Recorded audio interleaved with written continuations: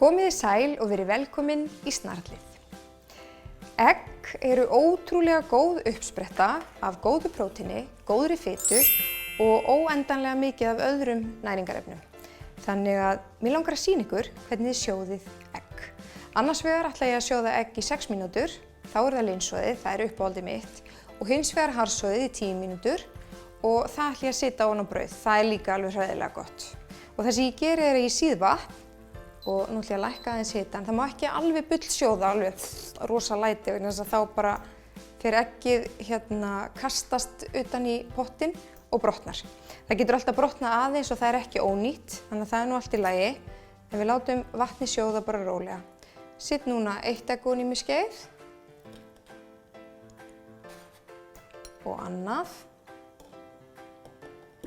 Og svo bara tek ég tímann. Þá er ég búin að sjóða annars vegar linsoðið egg, þannig ég tók annað eggið upp úr fyrr eftir 6 mínútur það bil og setja í kalt vatn til að kæla það hratt, svo það haldi ekki áfram að eldast. Þannig að þetta er það. Og svo er seinna eggið, það var ég það bil 10 mínútur og nú er ég búin að setja kalt vatn í þennan pott. Og ég ætla að byrja á að athuga hvernig mér gekk með linsoðna eggið. Mjög oft sjóðum við linsoðin egg á morgnana og svo eru þau borðuð bara með ögn af sjávarsalti eða Himalaya-salti. Það er algjört sælgæti. Þau eru mikið viðkvæmari þegar þau eru linsoðin, þannig að maður þarf að fara svolítið varlega. Oft skóla ég þau, nú er hreint kalt vatn hérna ofan í, þannig ég tek svona aðeins af svo maður sé nú ekki að smjatta á skurn.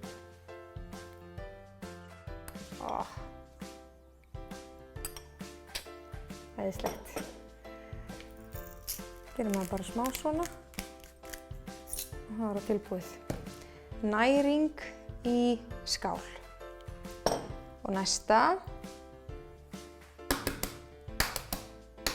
Þetta getið þið svo auðveldlega gert heima krakkar og ef þið eru í íþróttum þá þurfið þið að borða svolítið á góðu prótíni og góðri fitu og það er mjög sniðugt að eiga egg inn í ísskáp tilbúin til að fá sér og þið getið svo auðveldlega eins og þið sjáið soðið sjálf, ýmist linsoðin eða harðsoðin.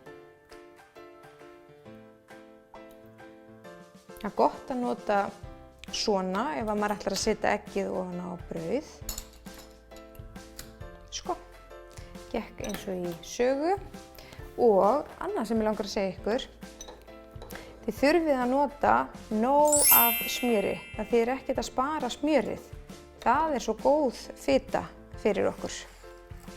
Þannig að ég set alltaf fjöll og vil helst nota ostaskera á smjörið mitt.